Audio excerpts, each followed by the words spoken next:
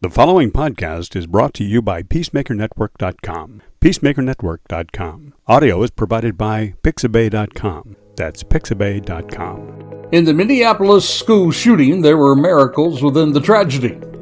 We will discuss both the tragedy and the miracles in this episode of Charlie Crimebuster. It is what some people are calling it the fastest minutes in podcasting. The views and opinions expressed in this presentation are solely those of the individuals participating and do not represent those of city, county, state, or federal law enforcement agencies, nor sponsors and platforms of this presentation. The Charlie Crimebuster name and all forms and abbreviations are property of its owner, and its use does not imply endorsement of or opposition to any specific organization, product, or service. All individuals described or mentioned in the presentation should be considered innocent unless or until found guilty in a court of law. This presentation contains adult subject matter. Listener and viewer discretion is advised. Well, hello and welcome to another episode of Charlie Crimebuster. I'm your host, Charlie Crimebuster, and today we will discuss and learn, well, today's podcast, I guess I should tell you, it's going to be somber and essential. So stay with us, won't you? And while we get to this Minneapolis school shooting, don't forget to help us help others. Go ahead and hit that like button and subscribe so you'll be notified every time we drop an episode. Hit me up at charliecrimebuster@gmail.com. We would love to hear from you. And before we get into today's program, don't forget to check out our sponsor, PeacemakerNetwork.com. Well, ladies and gentlemen, last week, once again, our lives were interrupted by the sound of gunfire. And that gunfire was in our minds as we thought about precious children being ambushed in a place where they should be able to feel safe. We're going to tell you that story today and how out of the darkness of tragedy, there were lights of hope. Lights of hope emerged. And in sorrow, grace and strength were acknowledged. We do on this podcast share with you stories of true crime, but this one is somewhat different. But it doesn't get any more true than when you talk about the crime against our children.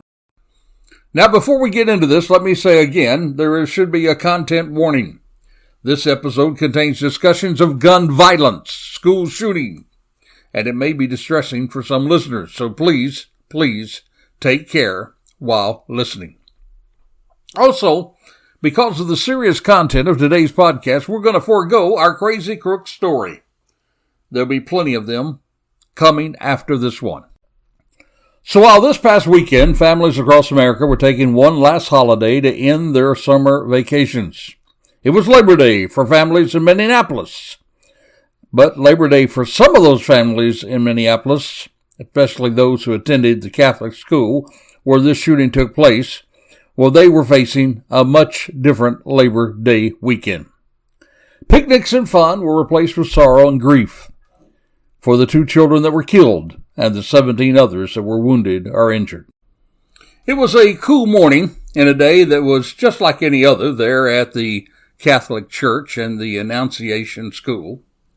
Children there were attending a back-to-school mass.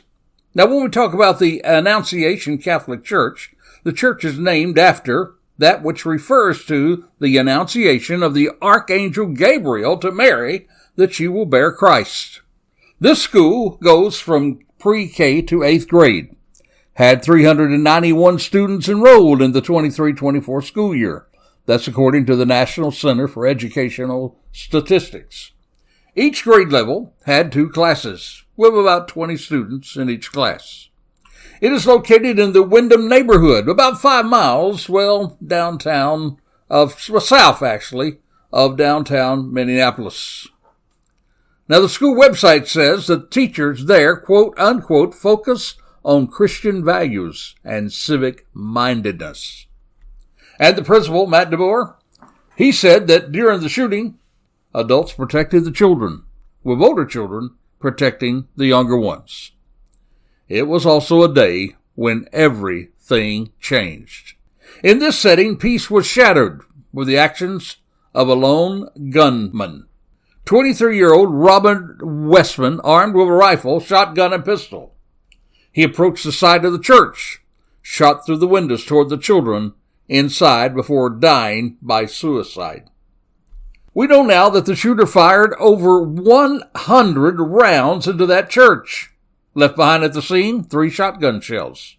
110 rifle rounds. One live ammo, which appeared to be from a pistol that misfired at least that once. The tragic results? 2 children are killed, ages 8 to 10. 17 others, including 14 other children, are injured.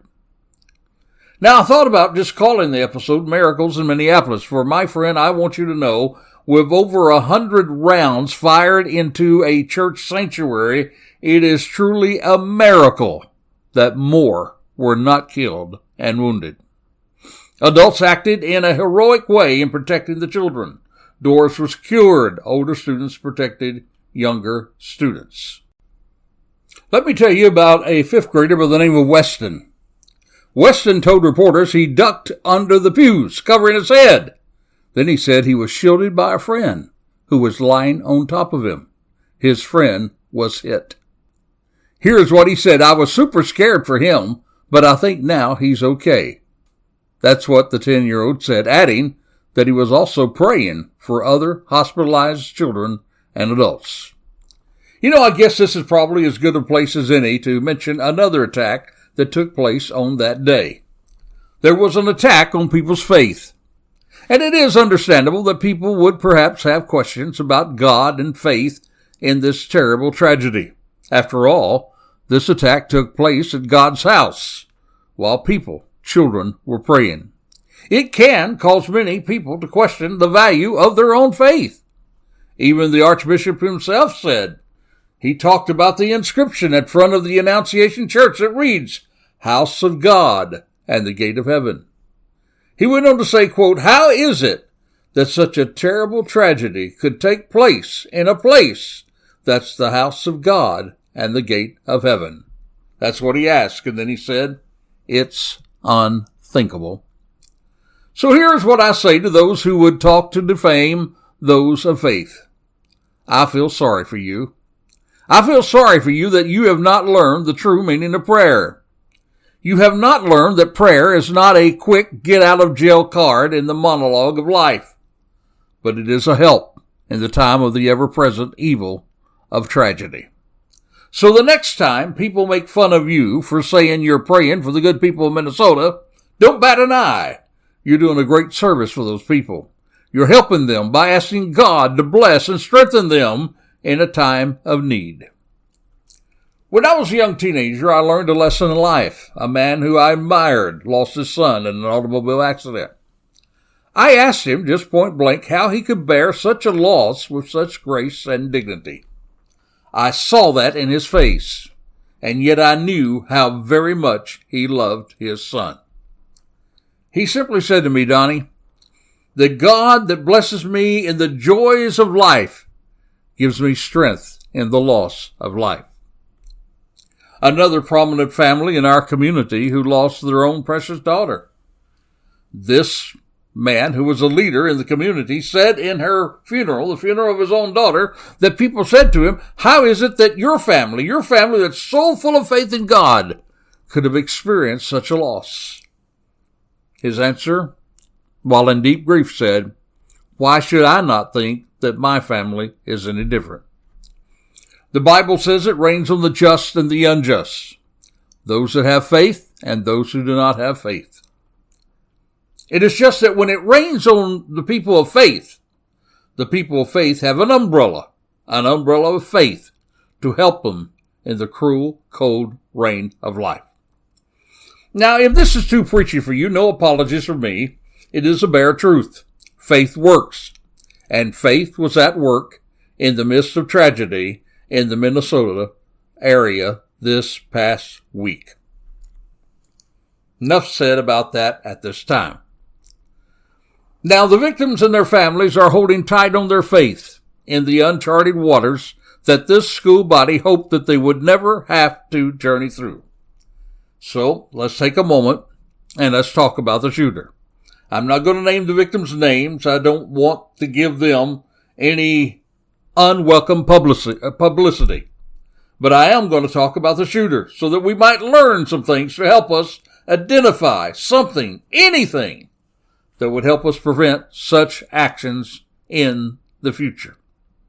You know, we've often talked about that there are steps of a mass shooter on this program. And we pointed out to you that if we can intervene within those steps, we may be able to stop a mass shooting before it happens. And there are a number of times that actually happens here in our country.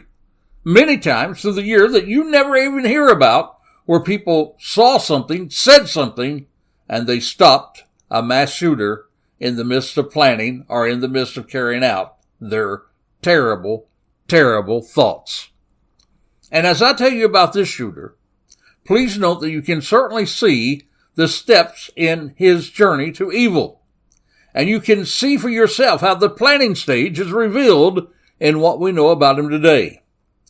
I do need to remind you that some of the things we're about to reveal are unusually dark and evil. Please use discretion and avoid it if it's necessary for your mental health. This is what we know about the shooter. This deranged gunman who slaughtered 2 children, injured at least 17 others at the Catholic school in Minneapolis, well, he's been identified as a transgender woman. As disturbing videos posted by the shooter actually showed a handwritten manifesto. That manifesto, one thing said, "Kill Donald Trump." Another one, "For all the children," was actually scrawled on gun magazines. And just hours before this cowardly massacre, this guy by the name of Robin Westman, 23 years of age, he posted a series of twisted videos on YouTube. And in these videos, it did issue a manifesto. Minneapolis Police Chief Brian O'Hara, he confirmed this at a press conference. Went on to explain these videos. In one 20-minute video with Westman, he flips through a disturbing handwritten manifesto. Much of it's written in a homespun code, uses Cyrillic characters and English phonetic words. In the deranged writings, he gleefully fantasizes about being that scary, horrible monster standing over those powerless kids. And he reverently confesses admiration for the 2012 Sandy Hook massacre. Now, Westman, he applied to change his birth name from Robert to Robin in Dakota County, Minnesota, when he was 17 years of age. That's according to court documents. That name change? Granted in January 2020. The petition added that Westman identifies as a female, wants her name to reflect that identification.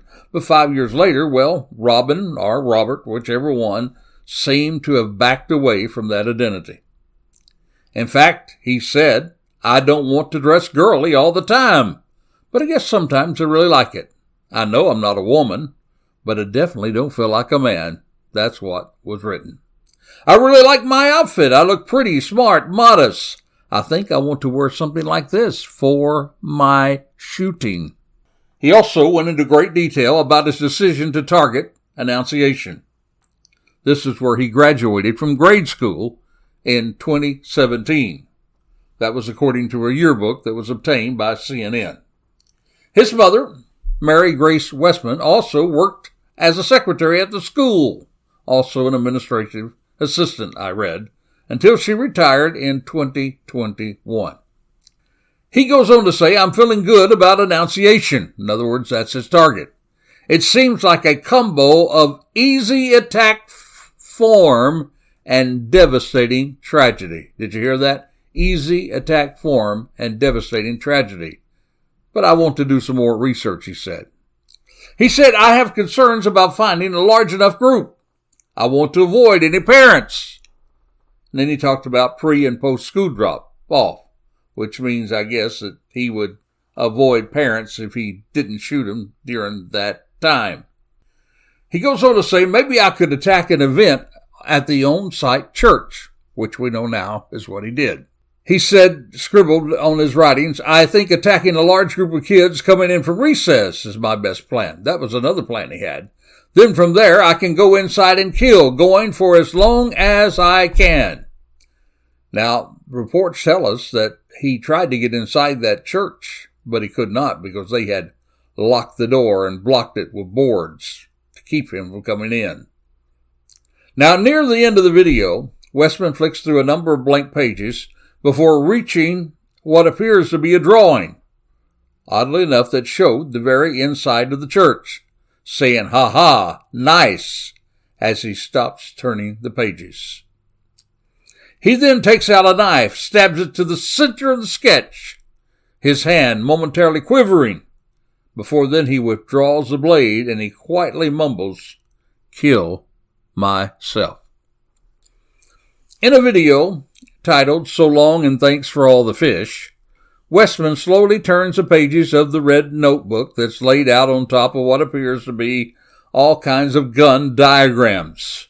As he flips the pages, an occasional plume of smoke is seen from the bottom of the screen.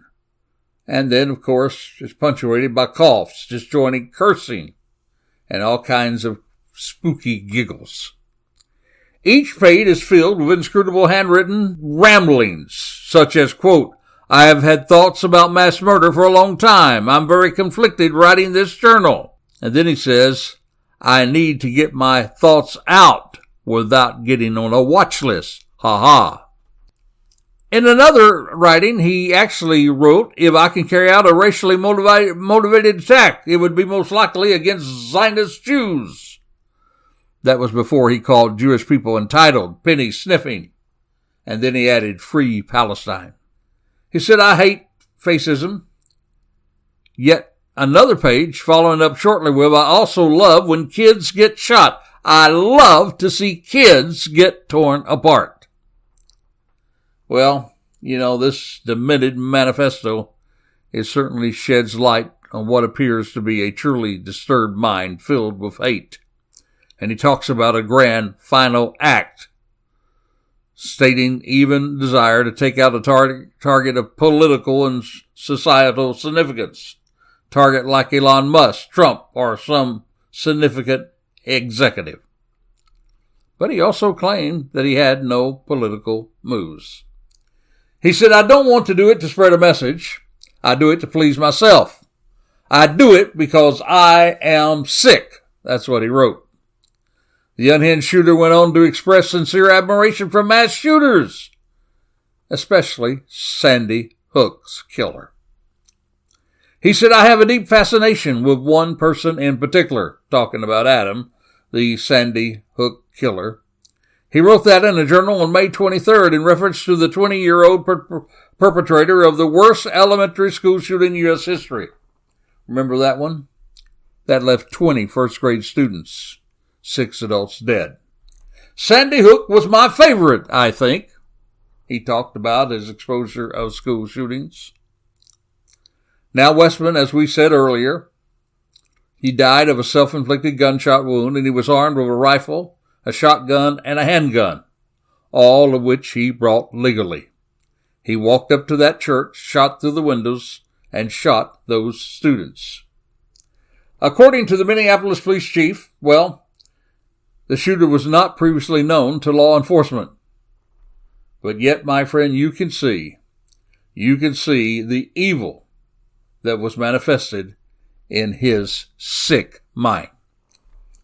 Now, it appears at this moment, in everything that we can review and everything that I've seen, that these red flags that we see in these writings were pretty well kept to himself.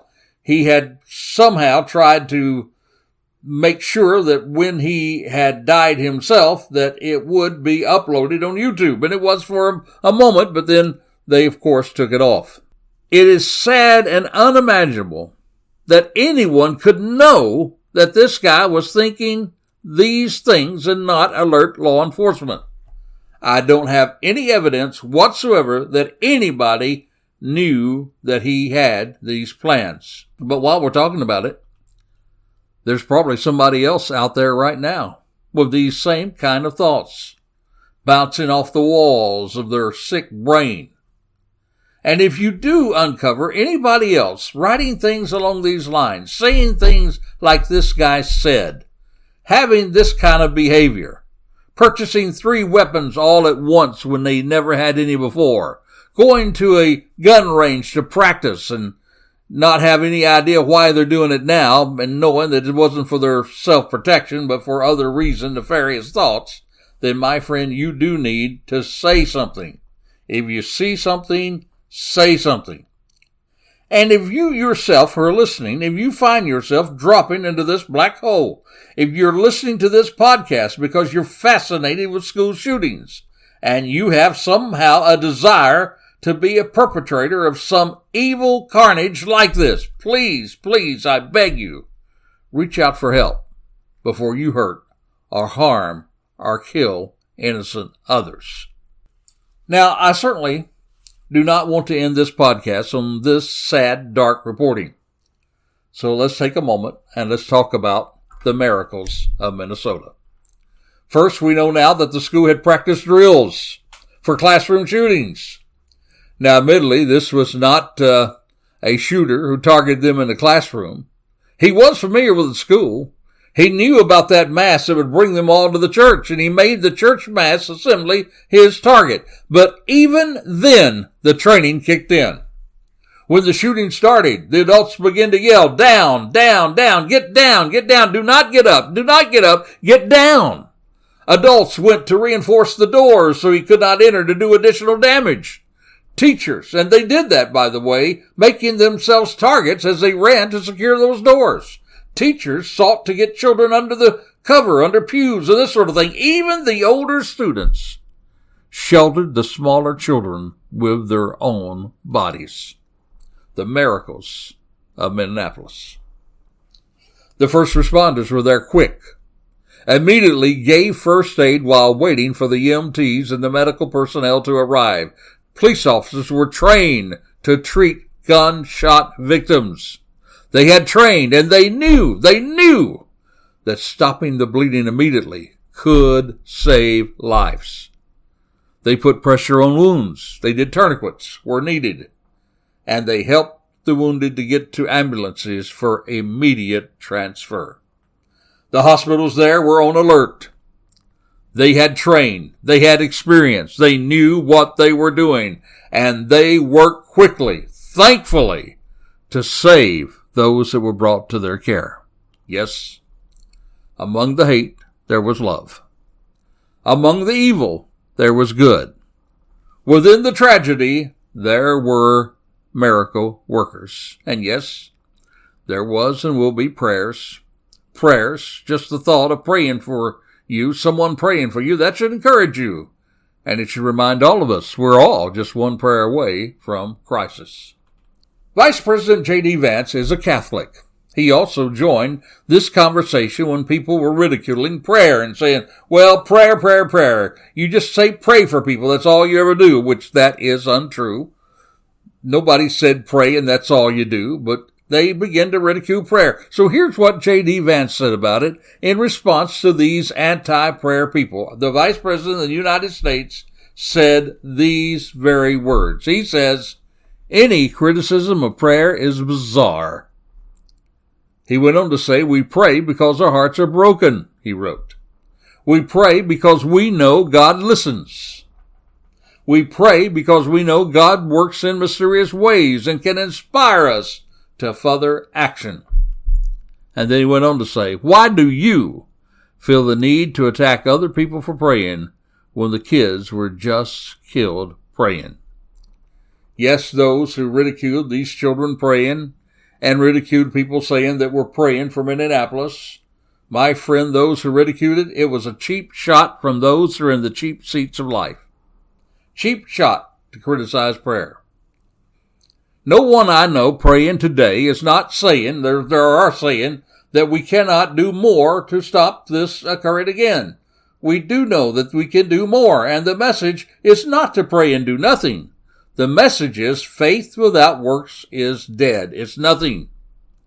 Prayer enables us to see more clearly solutions and gives us courage to implement those solutions.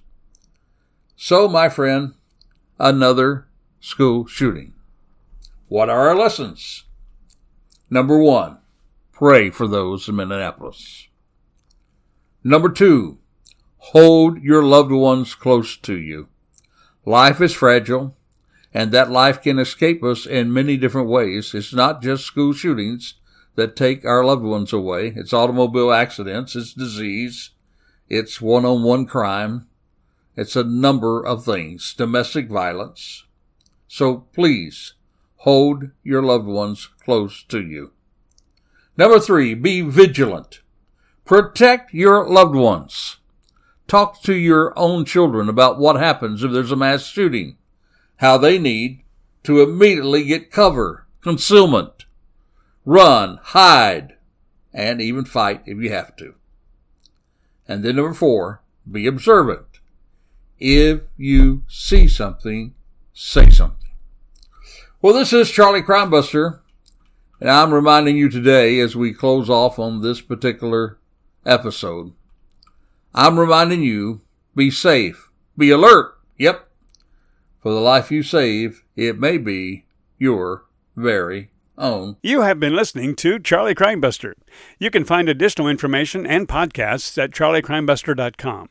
We would like to thank our sponsor, the Peacemaker Network, and also encourage you to support the first responders, military, and law enforcement personnel by contributing to the Peacemaker Network. That's peacemakernetwork.com. All music and sound effects are courtesy of Pixabay.com. That's Pixabay.com.